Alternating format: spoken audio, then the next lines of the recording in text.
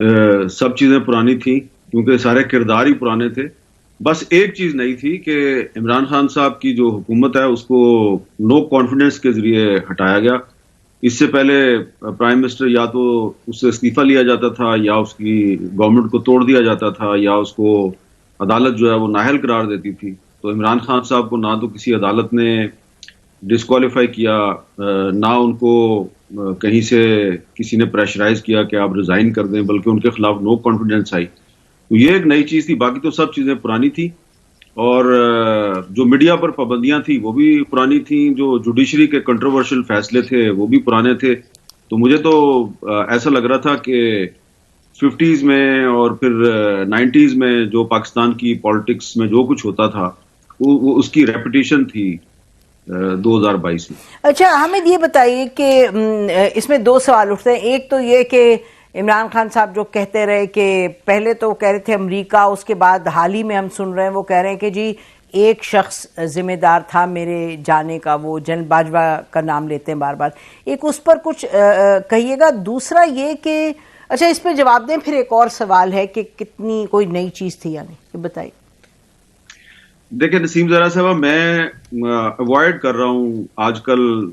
मैं थोड़ी सी कोशिश कर रहा हूँ कि मैं कुछ चीजों पे बात ना करूं, तो आप मुझे बार बार आप बाजवा साहब की तरफ ले जाती हैं। अच्छा नहीं, मैं फिर छोड़ दें अगर आप नहीं बात करना चाहें। आप बाजवा साहब को मुझसे ज्यादा बेहतर जानती हैं, और बाजवा साहब ने आपके सामने 2-3 दफा तो मेरे सामने बाजवा साहब ने ऐसी बातें की कि आपने उनको बाकायदा स्नब किया था।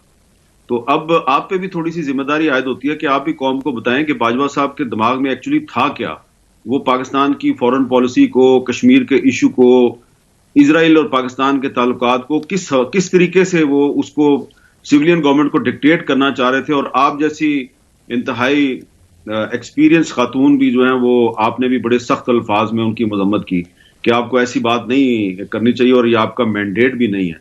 लेकिन इमरान खान साहब जो है वो, उनको सारी इन बातों का पता है, लेकिन वो भी गलत बयानी कर रहे हैं, बाजवा साहब भी गलत बयानी कर रहे हैं। लिहाजा मैं अब एक पूरी लंबी एक आपको दास्तान बना सकता हूं कि कहां कहां के पे बाजवा साहब और इमरान खान और आसिफ जरदारी और शहबाज शरीफ सच नहीं बोल रहे।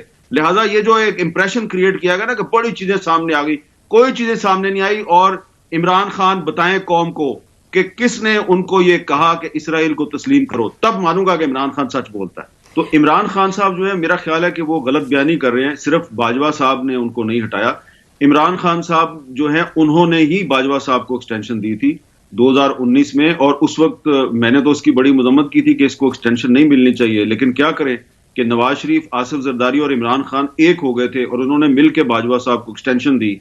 तो आज अगर इमरान खान साहब जो है वो कहते हैं जी कि मेरी हुकूमत सिर्फ बाजवा ने हटाई है, तो मैं तो नहीं ये बात मानता। लेकिन मैं बहुत सी चीजें आपके साथ कर सकता हूं, लेकिन मैं जी ना करें। मैं आपको किसी ऑकवर्ड सिचुएशन में नहीं डालना चाहती अगर आप नहीं बात करना चाहते, लेकिन आपने मुझे कहा कि आपकी जिम्मेदारी बनती है। मैं तो ये जरूर कहूंगी कि जनरल बाजवा का ख्याल था कि पाकिस्तान एक कोट अनकोट नॉर्मल मुल्क बनना चाहिए, जिसकी तमाम ममालिक से दोस्ती होनी चाहिए, हिंदुस्तान से भी दोस्ती होनी चाहिए। और इजराइल की रिकग्निशन की उन्होंने कभी इस तरह बात नहीं की, लेकिन कश्मीर का वो कहते थे इतने साल नहीं हुआ तो अब ना हो। उस पर हमारा ख्याल ये था कि नॉर्मल इंडिया का मतलब ये नहीं है कि बस आप दोस्ती का हाथ बढ़ा रहे हैं, उनसे आप कॉटन और व्हीट इंपोर्ट करें। उसका मतलब ये है कि हालात जो हैं, जो मामलात हैं, कश्मीर बिल शमूल सहर फहरिस्त कि उस पर इंगेज करें। तो बिल्कुल एक हमारी डिसएग्रीमेंट होती थी। मेरा ख्याल था हामिद, ये मुझे लगता था कि जो नई चीज़ का मैंने 2 मरतबा जिक्र किया, मेरे तजुर्बे में और जो मैंने थोड़ा बहुत पढ़ा लिखा है, मुझे नहीं नज़र आया कि कभी पाकिस्तान में जिस तरह खुल के बात हुई फौज और सिटिंग हुकूमत या फिर जब ऑपोजिशन, जैसे इमरान खान साहब और जनरल बाजवा ने जब आपस में तकरार शुरू की इदारों के हवाले से, तो फिर बहुत चीज़ें हामिद खुल के ऐसे सामने आई जो कि आप और मैं पहले बात करते थे और एक ज़रा इशारतन या लिख देते थे या 30 साल बाद में बात होती थी। आपको ये नया नहीं लगा कि बिल्कुल चीज़ें सामने आ गई बड़ी खुल के? और अभी कॉलम भी देखें जो इन्होंने जावेद चौधरी साहब ने लिखे, आपने बड़ी बातें की। जनरल बाजवा साहब ने चाहा कि बातों को सामने लेके आए, इमरान खान साहब ने जवाब दिया।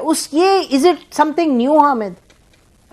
बिल्कुल भी नहीं। मैं आपसे अच्छा। टोटली डिसएग्री करता हूं। अच्छा। इसलिए कोई नई चीज बाजवा साहब नहीं सामने ला रहे, और ना ही इमरान खान साहब सामने ला रहे हैं, ना ही आसिफ जरदारी साहब सामने ला रहे हैं, ना शहबाज शरीफ साहब सामने ला रहे हैं।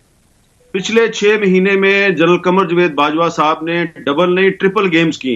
इमरान खान उसका 5% भी आपको नहीं बता रहे, शहबाज शरीफ साहब 1% भी नहीं बता रहे, जरदारी साहब आधा % भी नहीं बता रहे। और जो आप जिस कॉलम का आप हवाला दे रही हैं जावेद चौधरी साहब का, वो कॉलम भी एक वन साइडेड वर्जन है। उसमें जो एक बात कही गई है जी कि जनरल बाजवा ने इमरान खान से एनआरओ दिलवाया आसिफ जरदारी साहब को, और आसिफ जरदारी साहब के तमाम केसेस कराची जो है वो ट्रांसफर हो गए। ये बात बिल्कुल गलत है। एक भी केस आसिफ जरदारी का कराची ट्रांसफर नहीं हुआ, एक भी केस ट्रांसफर नहीं हुआ। बाजवा साहब ये क्यों नहीं बता रहे जावेद चौधरी साहब को कि पिछले साल उन्होंने मई के महीने में आसिफ जरदारी साहब को जनरल फैज के जरिए प्रेशराइज किया कि जिस तरह हमने नवाज शरीफ साहब को मेडिकल ग्राउंड्स पे पाकिस्तान से बाहर भेज दिया है, आप भी चले जाएं, और जरदारी साहब ने इनकार कर दिया। तो बाजवा साहब तो हेल्प आउट कर रहे थे इमरान खान को, इमरान खान का प्रेशर था कि इनको गिरफ्तार करो, तो बाजवा साहब गिरफ्तार करने की बजाय उनको पाकिस्तान से निकालते जा रहे थे। और बाजवा साहब ने यह क्यों नहीं बताया, बताएं ना, नाम उस अफसर का नाम बताएं कि जिसको इन्होंने इस साल यानी कि जो पिछला साल गुजर गया मार्च अप्रैल में, कौन से एक अफसर को वो बीएपी वालों के पास भेजते थे, बलोचिस्तान अवामी पार्टी के। इमरान खान का साथ नहीं छोड़ना। इमरान खान कहते हैं जी कि बीएपी को और एमक्यूएम को कहा गया कि मेरा साथ छोड़ दो। बात बिल्कुल उलट है। बाजवा साहब पूरी पाकिस्तान आर्मी